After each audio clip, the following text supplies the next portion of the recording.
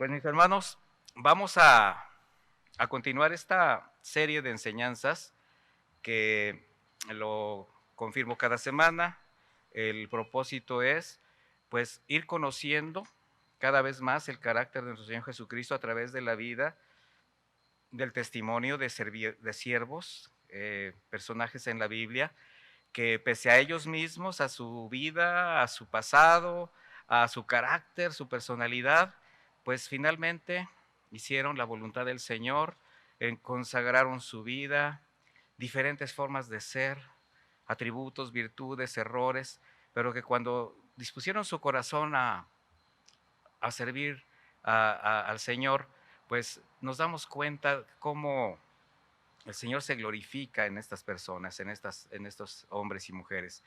Y hoy vamos a hablar de un atributo más, o más que nada, vamos a hablar de las pruebas, vamos a hablar del desierto, de lo que conocemos como desierto y prueba en la vida del creyente. Cómo Dios va formando también a través de estos mecanismos, pues el carácter, va formando a sus siervos y como hijos de Dios, pues durante el camino de la fe eh, pasamos por dos procesos o algunos más, pero son dos de manera más importante.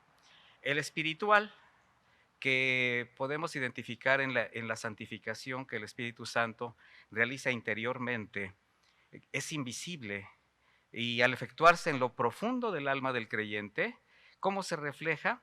Pues en el fruto, en su crecimiento, en la madurez espiritual. Pero también están los procesos que son tangibles, que son palpables, visibles, que tienen que ver con lo material y con lo físico. Aquí vamos a ver que esto los identificamos como las pruebas, las aflicciones, los desiertos, los cuales Dios permite para afectar de manera directa, mire lo que estoy diciendo, la persona y el entorno, ¿verdad?, del creyente, contribuyendo así en la formación de su carácter.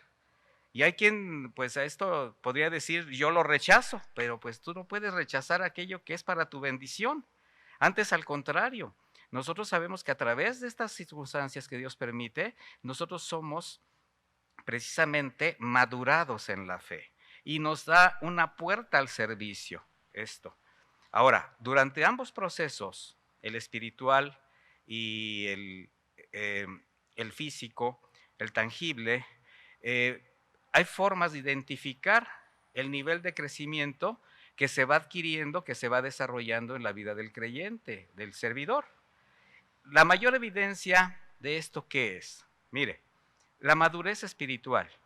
Y esto tiene que ver mucho con la afirmación de su fe, porque va siendo perseverante, va conociendo la importancia de la lealtad, del reconocimiento de la autoridad, y también esto le lleva a ser formado el carácter de Cristo en él.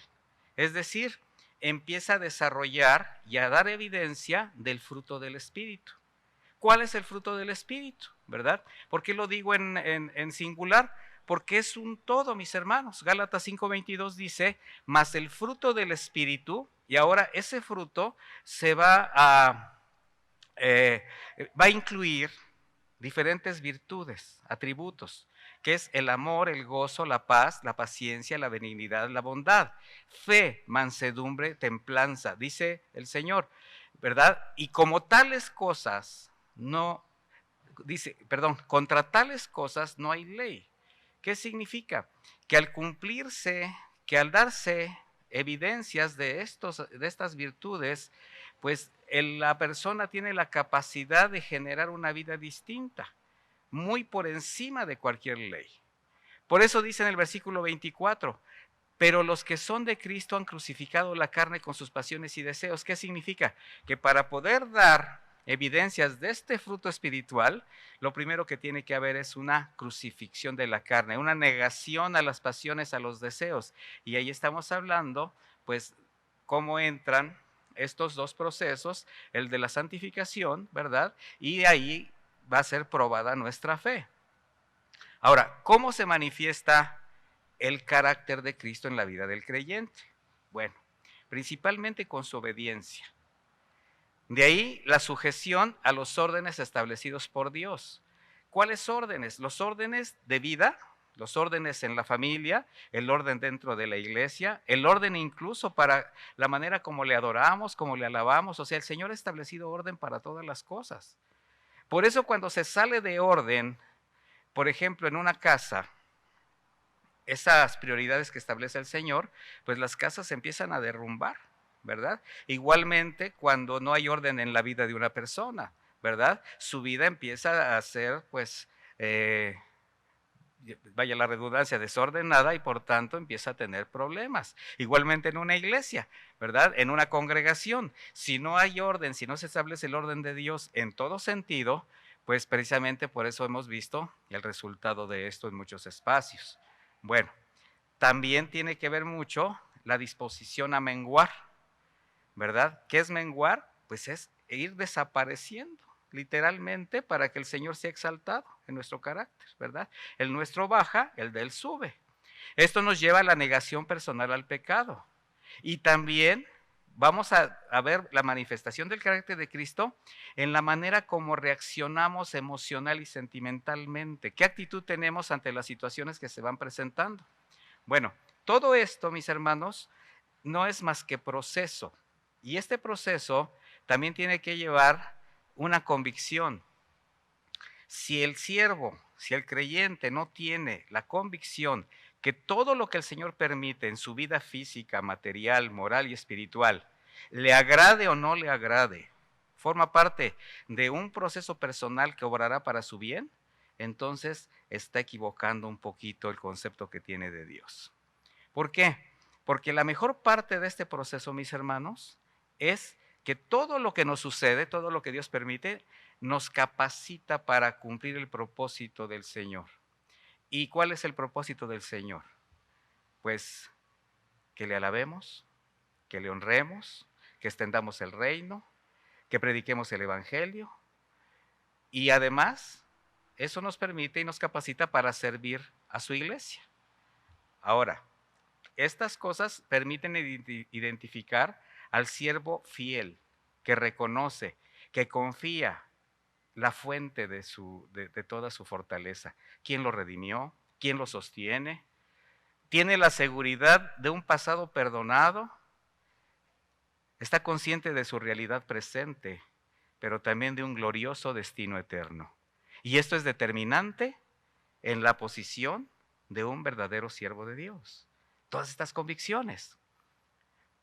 Vamos a ver a través de un hombre llamado Caleb la respuesta que dio a su llamado, cómo muestra la manera de cómo el Señor forma el carácter de un siervo, donde su fe, su confianza en Dios le permitió incluso hacer lo que jamás hubiese él imaginado. Él estaba convencido que cuando el Señor ordena, solo queda confiar, obedecer y descansar en Él. Fíjese qué palabras tan simples, sencillas, pero tan ciertas. Usted quiere caminar con el Señor, tenga convicción de que cuando Él ordena, porque Él nos sugiere, ¿qué queda? Confiar, obedecer y descansar en Él. En el libro de Números, capítulos 13 y 14, podemos leer cómo el Señor, después de sacar al pueblo de Israel de Egipto, lo lleva prácticamente de manera directa a la tierra prometida. Un poco de tiempo, un poco de circunstancias. La intención era entregarla a este pueblo. Ahora, viene aquí un detalle. El Señor le muestra a Moisés la necesidad de cómo llevar a cabo esta posesión de esta tierra. De manera que Moisés comienza enviando una avanzada, llamémosle así, de inspección. 12 espías, ¿verdad? Que eligen un candidato de cada tribu, pero vamos a leer la historia. Vaya conmigo a Números 13, en el capítulo 13, versículo 22, por favor.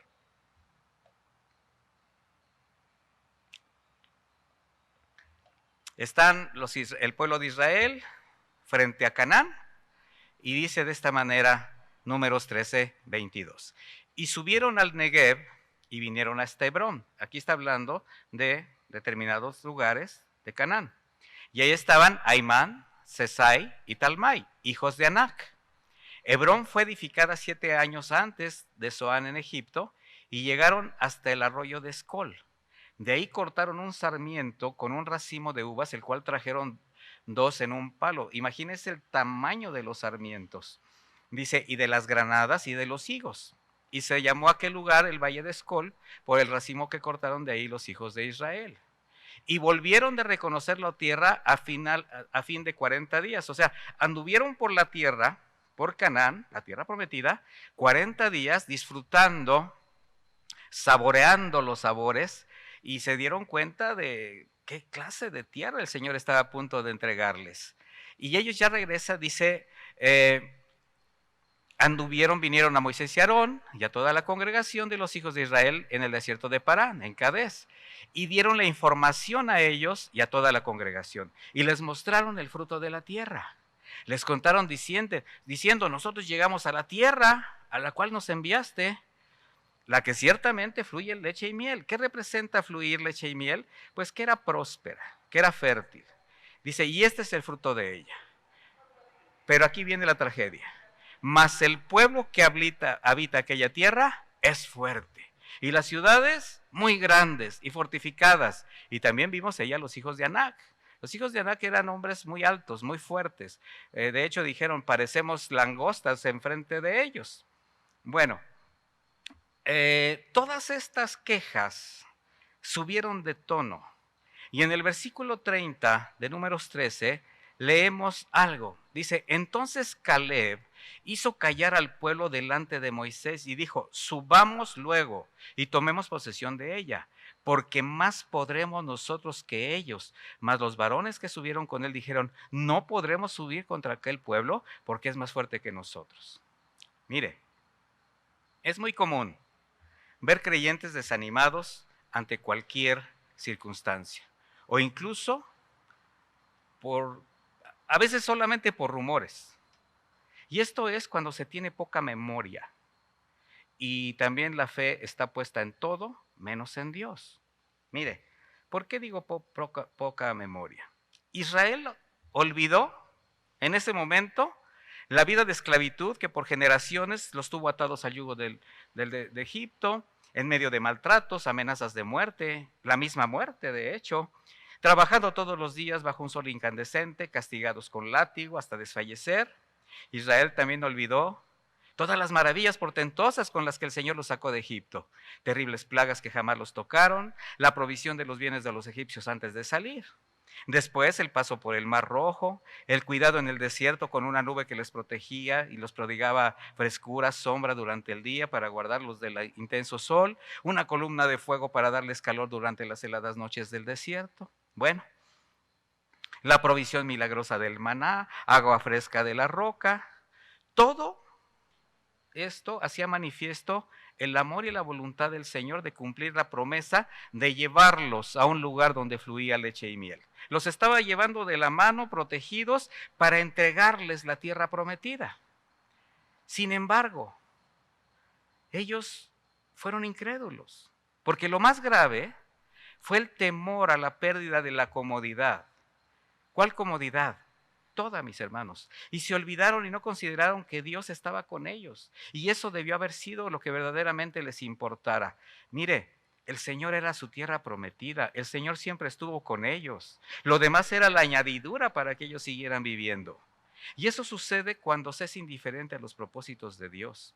Y cuando solamente se busca bajo las propias expectativas la comodidad, la conveniencia. Vaya conmigo a Números 14, a partir del versículo 1. Mire lo que dice. Entonces toda la congregación gritó. Imagínense, estamos hablando de una congregación de 600,000 personas, no crea que eran pocas. Imagínense, dice, y dio voces y el pueblo lloró aquella noche. ¿Se imagina usted el estruendo del llanto? Y se quejaron contra Moisés y contra Aarón, todos los hijos de Israel, y les dijo toda la multitud, ojalá muriéramos en la tierra de Egipto, o en este desierto, ojalá muriéramos. Dice, ¿y por qué nos trae Jehová a esta tierra a caer a espada? y que nuestras mujeres y nuestros niños sean por presa. ¿No nos sería mejor volvernos a Egipto? Ojo, no bien oído. Y decían el uno al otro, designemos un capitán y volvámonos a Egipto. Ya se están yendo en contra de la autoridad que el Señor había puesto. Entonces Moisés y Aarón se postraron sobre sus rostros delante de toda la multitud de la congregación de los hijos de Israel.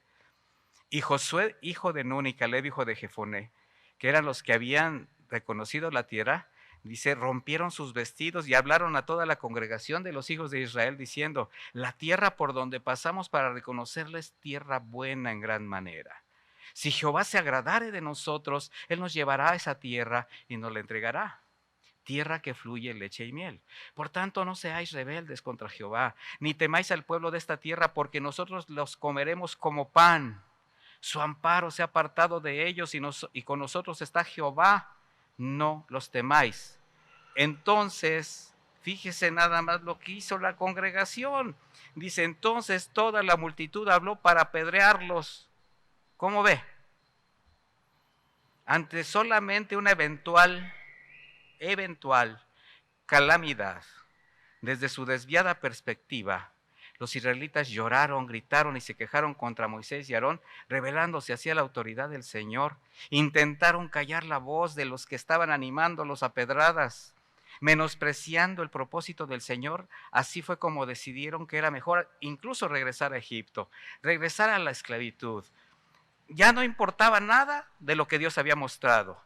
Sin embargo, sí importaba todo lo que extrañaban, todo aquello que para ellos, lo que para ellos representaba una efímera seguridad mundana. De manera que el pueblo de Dios, el pueblo que Dios había sacado de manera milagrosa de Egipto, ahora está atemorizada y se está negando a entrar en posesión de la tierra que Dios ya les había dado. La razón, no quisieron aportar ningún esfuerzo de su parte.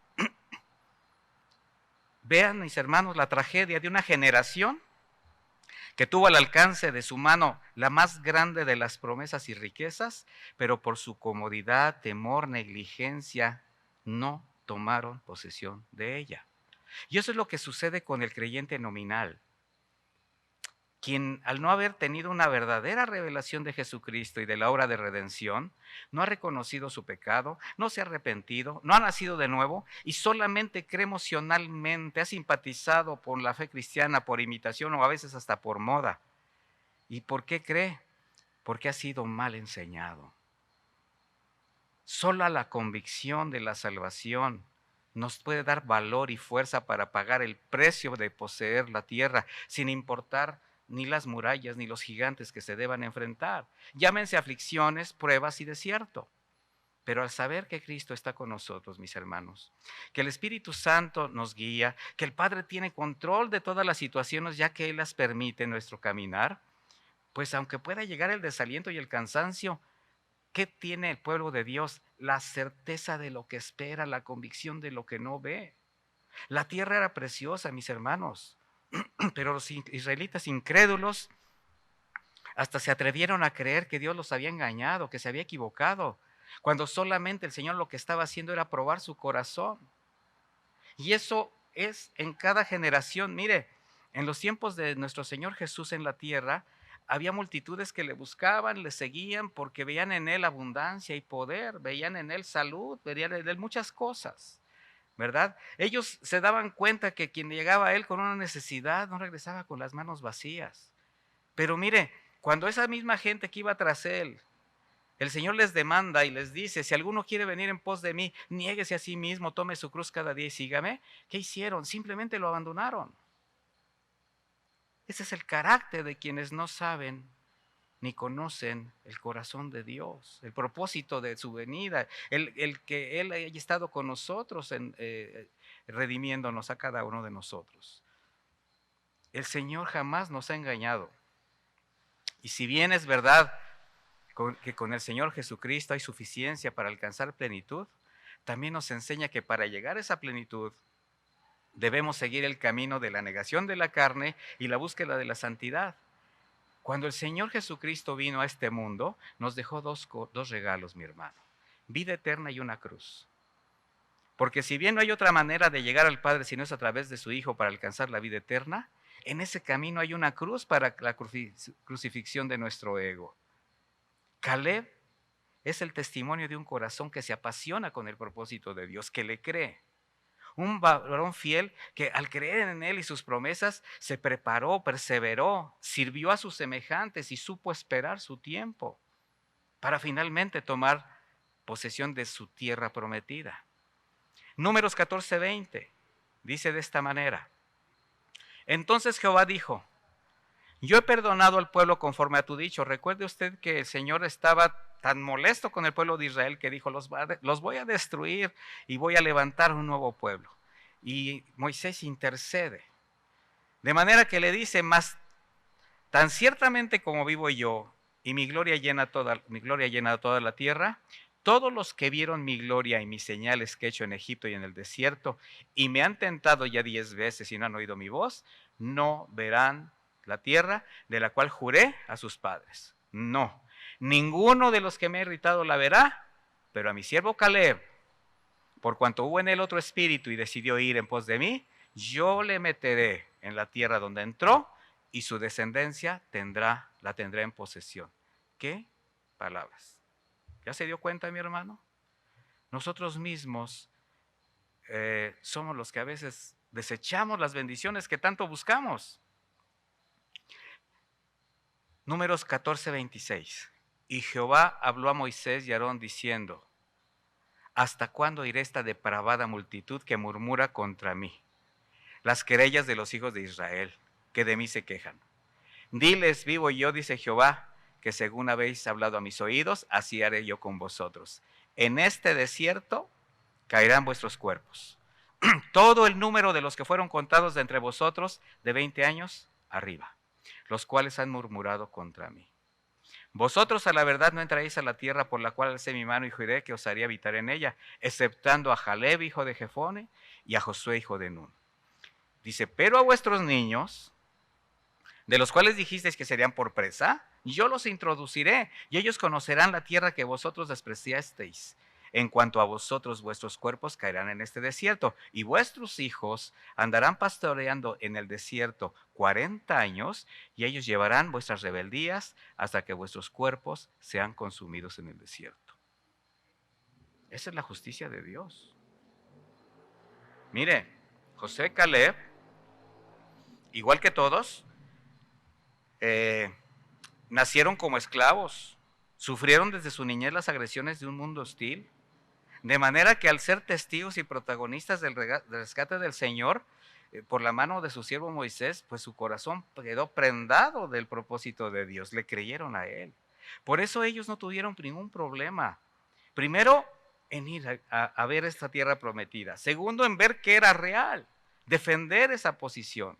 Pero tampoco tuvieron problema en esperar después 40 años de arduo caminar en el desierto, sujetos a la autoridad de Moisés, fieles a lo que Dios iba mostrando con cada prueba que permitía. Y vaya que en ese andar de 40 años hubo muchas pruebas. Cuando nosotros leemos estos pasajes, quizás sea muy probable que muchos cristianos, muchos de los que estén escuchando en este momento, pues reprueben las reacciones y la conducta de Israel. ¿Cómo es posible que hayan hecho eso? Sin embargo, le voy a decir algo, mi hermano. Qué impresionante es ver cómo después de miles de años la situación no es muy diferente en la actualidad con el pueblo de Dios, ahora su iglesia. Quienes fueron rescatados igualmente por la misericordia de Dios de manera milagrosa de la oscuridad y esclavitud del pecado, sin embargo, siempre están inconformes por todo. Todo les inconforma. Siempre están pensando en que Dios pudo haber hecho algo más o se equivocó en algo. Y ante cualquier situación adversa, la primera reacción es volver los ojos al lugar donde fueron traídos. Mire, mi hermano, en esa condición espiritual y moral, fácilmente se puede quedar tirado en el desierto de las pruebas o regresar al lugar de donde fue rescatado. Porque las pruebas que Dios permite en sus hijos son para formar el carácter de los siervos, en su deseo de bendecirlos. Vayamos al libro de Deuteronomio, capítulo 8, por favor.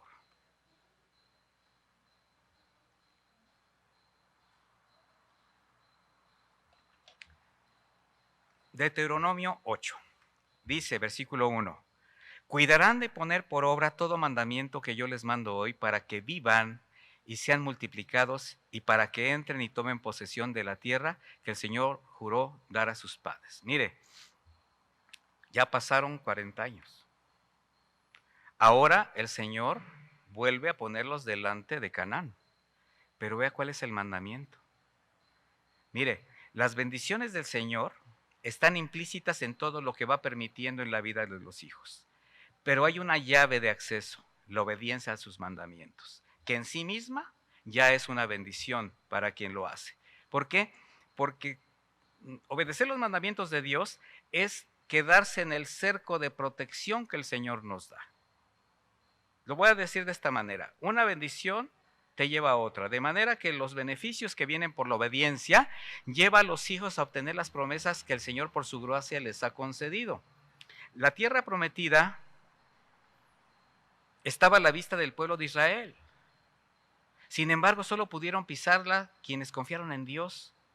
Pero ahora, después de una prueba durante 40 años en el desierto, obedeciendo sus mandatos, algo nada fácil para quien no conoce el corazón de Dios. ¿Qué sigue diciendo Deuteronomio 8? Acuérdate de todo el camino por donde te ha conducido el Señor tu Dios estos 40 años por el desierto. Ahora les está haciendo pues los está poniendo cara a cara con lo que acaban de vivir. Y le dice, por donde te ha conducido el Señor tu Dios por estos 40 años del desierto, mírelos, ¿por qué? Con el fin de humillarte. ¿A quién le gusta que le humillen? Con el fin de probarte, para saber lo que estaba en tu corazón, si guardarías sus mandamientos o no.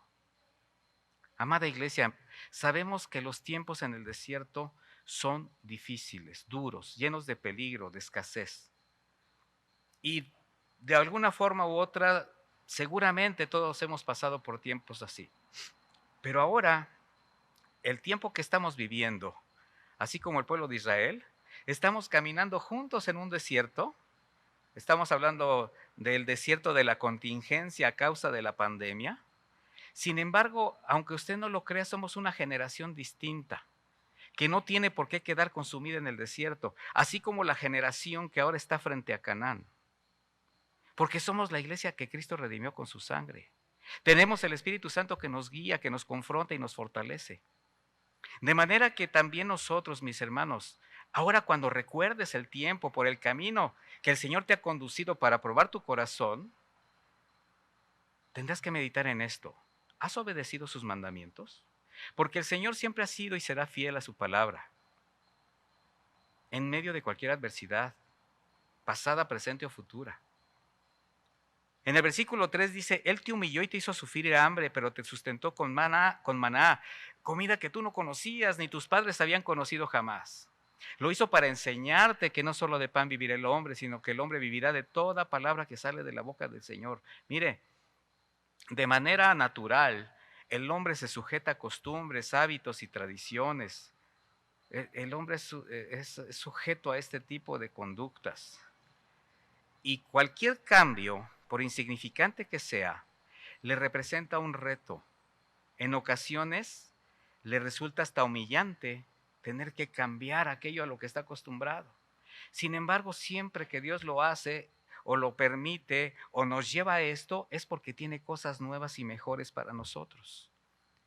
Por eso es difícil, mis hermanos, cambiar, por ejemplo, de la comida chatarra a una dieta saludable.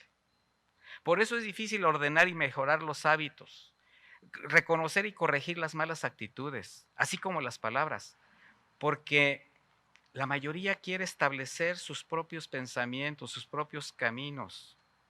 Pero yo le voy a recordar algo. Hay caminos que al hombre le parecen rectos, pero al final son caminos de muerte. Eso lo dijo el Señor en Proverbios 14:12. El Señor sustentó a Israel con comida que no conocían. Quizás no sabía muy bien, quizás no tenía los condimentos a los que su fino y delicado paladar estaba acostumbrado y lo desdeñaron, porque solo buscaban lo sensual, lo que agrada, lo que da placer. Desde el inicio de esta contingencia, el Señor pues nos mandó confinados a casa a todos. pero nos ha permitido un medio para sustentar a las iglesias, instrumentos y recursos que no conocíamos y que no, porque pues además no habíamos tenido necesidad de usar. ¿Y qué cree? Nos empezó a sustentar el Señor con un alimento que no conocíamos. Pero como no sabe igual, como no se siente bonito, muchos lo han desdeñado. Y dicen, es que hace falta congregarse, aunque por cualquier motivo faltaban. Hay quienes dicen, es que disfrutar alabando al Señor, aunque llegaban tarde para no estar parados tanto tiempo. Es que nos falta convivir con los hermanos, aunque no les hablaban y se salían rápido porque tenían otras cosas que hacer. Es que para escuchar la palabra de viva voz del pastor, aunque te quedabas dormido, te caía mal él. No es lo mismo, dicen muchos. Pues claro que no es lo mismo, amados hermanos. Ya nada es lo mismo. Y cuando el Señor nos permita regresar a reunirnos de manera presencial, tampoco lo será. Porque es preciso que las cosas cambien. Y por eso el Señor nos está pasando por un desierto lleno de pruebas con el fin de que cada uno recapacite en sus conductas, en sus hábitos, esas actitudes que dañan, malas palabras, en fin, quitar todo lo que estorbe. ¿Y esto dónde cree que debe comenzar? En casa. El Señor en todo lo que permite nos bendice. Primero en casa. Ahí es donde primeramente se puede fallar. Y le voy a hacer una pregunta. En casi 100 días de confinamiento, ¿ya contó? ¿Cómo han aprovechado esta gran oportunidad de estar con quienes más aman? ¿Cómo va la relación familiar? ¿Cómo han estrechado la intimidad con su esposa, con su esposo, con sus hijos? Espiritualmente, ¿cómo han crecido en su relación con el Señor? Han sacado del corazón la religiosidad y han establecido una verdadera relación con Dios sin necesidad de sentir bonito. El versículo 4 dice, tu vestido nunca se ha envejecido sobre ti, ni tu pie se te ha hinchado en estos 40 años.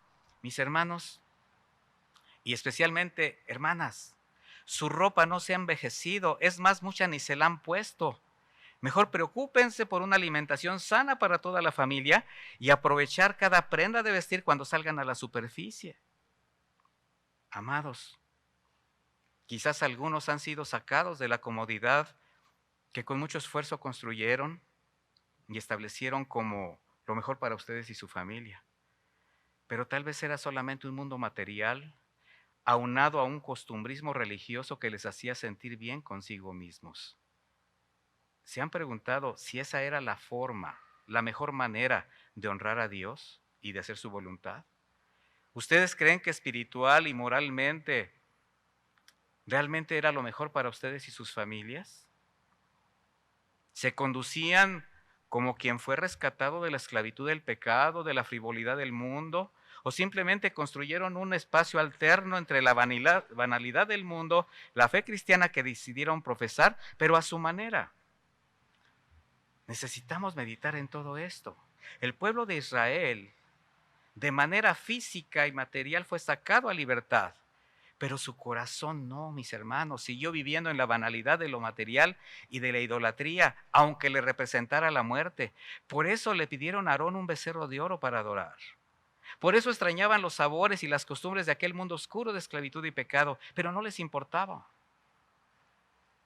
Hermanos, fuimos rescatados por Jesús a verdadera libertad, no a libertinaje. ¿Todavía continuarán añorando y buscando el sabor de los tiempos pasados?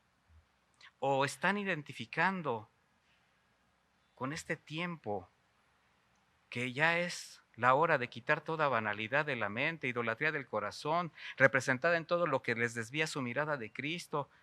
Llámense lugares, personas, costumbres, cosas. Versículo 5 dice, reconoce pues en tu corazón que como un hombre corrige a su hijo, así corrige el Señor tu Dios. Así te corrige el Señor tu Dios. Guardará los mandamientos del Señor tu Dios, andando en sus caminos y teniendo temor de Él. ¿Podrían ustedes reconocer en algunas de las cosas o la mayoría de las situaciones que nos llegan a acontecer, les llegan a acontecer, la corrección de Dios, que está hablando fuerte y de una necesidad de regresar a Él en obediencia a sus mandamientos con temor y con temblor? ¿Cómo vamos a salir de este desierto momentáneo para ser introducidos a una tierra prometida, representada en una vida santificada que ha pasado las pruebas, una mente renovada, una vida que ahora sí sea testimonio del poder y la misericordia de Dios, en medio del mismo mundo hostil, que aunque experimenta el resultado de su corrupción, mire, ni se arrepienta, ni se arrepiente, ni voltea los ojos al único que le puede salvar la vida. Meditemos en ello, mis hermanos, somos el pueblo de Dios. Y que si el pueblo de Israel tuvo que pasar por 40 años en el desierto, fue por su incredulidad, por su desobediencia, por su idolatría, por añorar las cosas pasadas. Y mire, es impresionante cómo ahora, estando casi a punto de salir de situaciones, de pasar de una fase a otra durante esta pandemia, por las mismas causas, por la incredulidad, la desobediencia, todo esto se puede prolongar. No hay una cultura de obediencia. No hay respeto a los demás. Necesitamos poner la muestra, hermanos. Somos el pueblo de Dios. Necesitamos obedecer a nuestras autoridades. Necesitamos atender todas las medidas de restricción sanitaria que la autoridad está estableciendo, porque de eso va a depender salir de este desierto. Finalmente, de la mano de Moisés, el pueblo del Señor, por la gracia y poder de nuestro Dios, llegaron a la tierra prometida. Pero mire, había que conquistarla.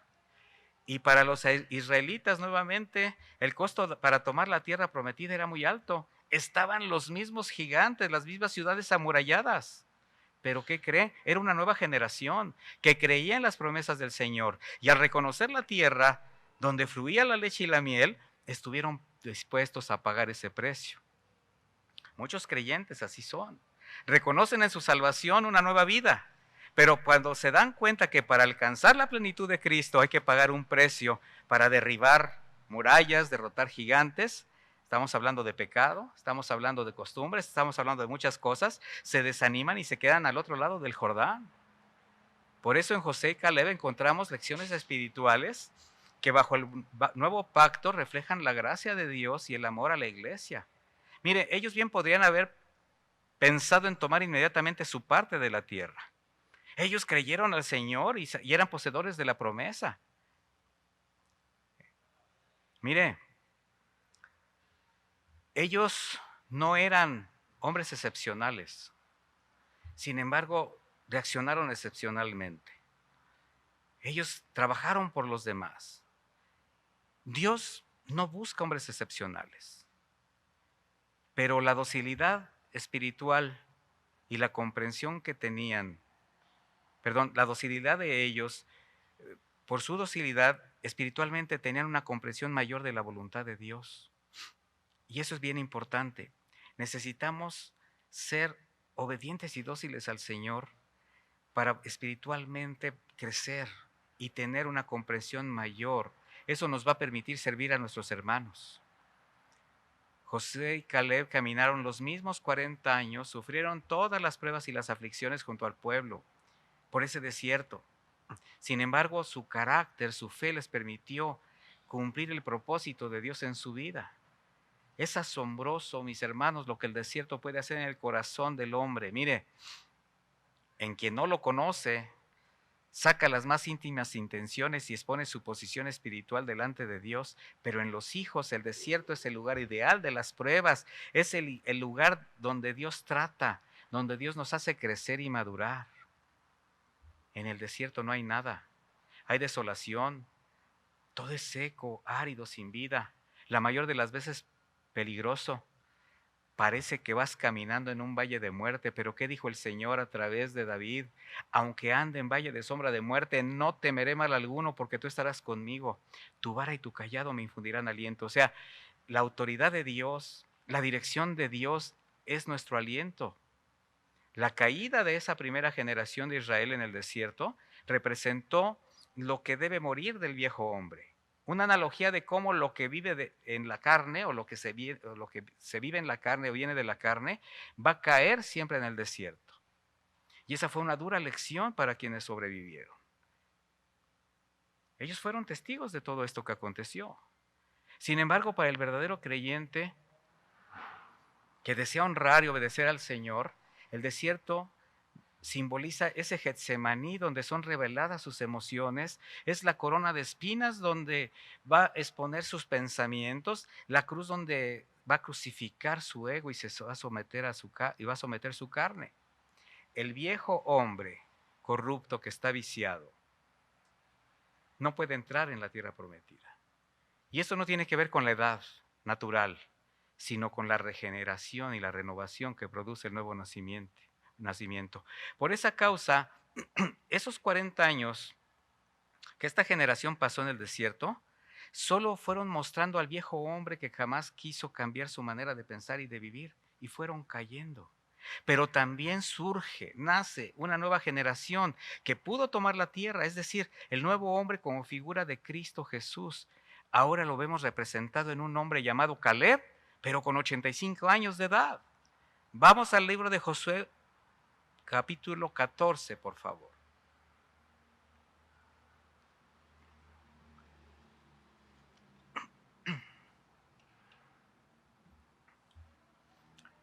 Josué 14, versículo 6. Y los hijos de Judá vinieron a Josué en Gilgal, y Caleb, hijo de Jefone, ceneseo, le dijo: tú sabes lo que Jehová dijo a Moisés, varón de Dios, tocante a mí y a ti. Yo era de edad de 45 años cuando Moisés, siervo de Dios, me envió desde Cades Barnea a reconocer la tierra. Y yo le traje noticias como lo sentía en mi corazón. Mire, después de haber conquistado Canaán, de haber derrotado muchos de los enemigos de Israel, ahora también después de haber repartido gran parte de la tierra, se acerca Caleb y le recuerda a Josué aquel día que pisó el monte Hebrón, cuando fueron enviados a espiar la tierra, cómo este lugar cautivó su corazón. Y Caleb recuerda ese momento y cómo durante 40 años, mientras él caminaba y luchaba junto al pueblo por el desierto, mantenía en su corazón esa promesa para él y sus generaciones. Caleb tuvo en su corazón una sensibilidad especial, una visión clara del propósito de Dios. Sabía que todo lo que tendría que suceder, permitido por él, lo podría soportar. ¿Por qué? Porque le creía a Dios. Eso cautivó su corazón, mis hermanos. Y aquí viene otra pregunta. ¿Realmente tienen ustedes puesta la confianza en el Señor de manera plena? ¿Están cautivados por Cristo al grado de confiar totalmente en Él pese a las aflicciones del desierto?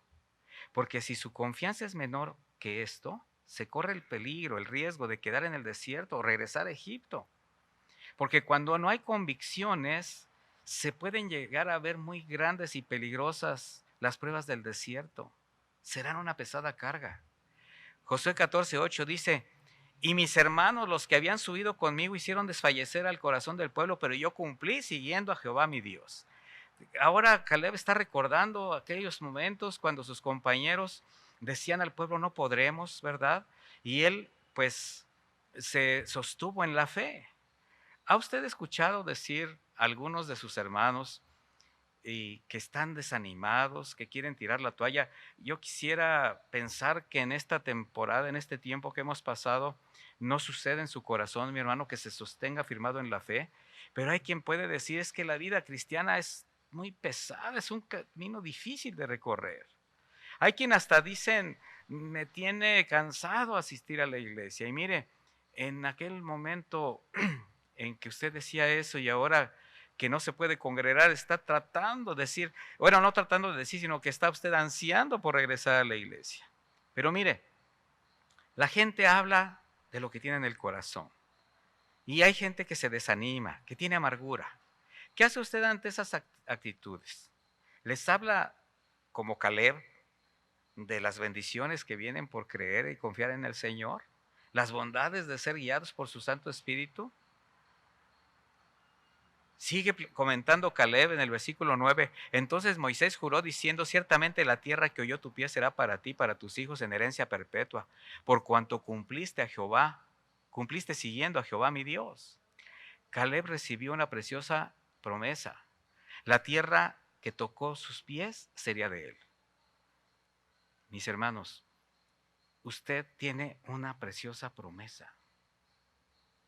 El Señor Jesucristo revelado en su vida le pertenece, junto con sus promesas, junto con la vida eterna, junto con todo lo que representa su crecimiento y también su lugar en el cuerpo de Cristo. Versículo 10 dice, ahora bien, Jehová me ha hecho vivir, como él dijo, estos 45 años, desde el tiempo que Jehová habló estas palabras a Moisés cuando Israel andaba por el desierto. Y ahora he aquí, soy de edad de 85 años. No se imagina usted cuánto me emociona a mí esto. Y no porque tenga 85. Mire, ahora Caleb tiene 85 años. Recapacite un poco. ¿Cómo es un hombre a esa edad? Por sano que parezca. Mire, la vista pues se va perdiendo. Las articulaciones pues van fallando, duelen, se dificulta hasta el caminar, levantarse. Los huesos duelen, la mente falla. Algunas enfermedades han mermado la salud. Si lo vemos desde el punto de vista médico, es un hombre que prácticamente va a la baja o que está acabando. Pero vamos a preguntarle a Caleb, versículo 11. Y todavía estoy tan fuerte como el día que Moisés me envió. ¿Cuál era mi fuerza entonces? Tal es ahora mi fuerza para la guerra, para salir y para entrar. ¿Se siente usted así, mi hermano? Yo espero que sí. Porque la fortaleza no viene de nosotros. Y aquí vemos a un anciano de 85 años diciéndole a Josué, el Señor me dijo, ese monte es tuyo. Y si me ha hecho vivir 45 años luchando y sirviendo a mis hermanos, es porque aún puedo vivir para conquistar lo que es mío. Caleb es el hombre que no confía en la carne, que no confía en las fuerzas del hombre natural, sino que vive la vida plena de confianza en Dios. Esa fuerza que viene del hombre nuevo en Cristo Jesús. Con la frase, Él me ha hecho vivir, reconoce que no es la vida de Caleb, no es su fuerza, no es su capacidad, es la fuerza, el poder, la capacidad y la vida que el Señor le ha permitido vivir. Para quienes confiamos en el Señor, mis hermanos, los recursos del mundo, la banalidad de la carne, nada es. Solamente somos sostenidos por el poder y la gracia y la vida en Cristo Jesús. Una vida que surge ¿de dónde? Del reconocimiento de la debilidad, de la muerte, de quien ha resucitado a nueva vida, porque ha crucificado su ego, ha renunciado a todo de lo que no venga del Señor. Eso hace la diferencia entre un hombre que ha nacido de nuevo, donde vive el poder de la resurrección de Cristo, a uno que simplemente sigue viviendo como criatura de Dios. Y se puede decir cristiano. Qué importante es que el Señor trabaje profundamente en nuestra vida. Qué necesario es el desierto que nutre el alma, que hace crecer, que madura. Mis hermanos, nunca traten de evitar la cruz, porque solo la muerte puede dar vida. Solo si el grano muere, puede llevar más vida. Y para eso es necesario que el desierto consuma todo. Esa vida natural, que desgaste el ser interior, exterior, que destruya la autoestima, la confianza, la fortaleza lo carnal, la vanidad del ego. ¿Cuántos creyentes, incluso diciéndose siervos de Dios, son tan ligeros, se sienten tan seguros porque deciden egoístamente sin consultar el consejo de Dios y solamente tienen confianza en lo que poseen, en lo que creen saber? ¿Cuántos falsos maestros están cayendo en sus propias mentiras en este tiempo? Dice el versículo 12, dame pues ahora este monte del cual habló Jehová aquel día, porque tú oíste aquel día que los anacenos están ahí y que hay ciudades grandes y fortificadas. Quizás Jehová estará conmigo y los echaré como Jehová ha dicho. Si escuchan un poco de ruido, mis hermanos, es porque está lloviendo de manera preciosa. Mire, Caleb es un hombre que no tiene confianza en él, pero que confía en Dios.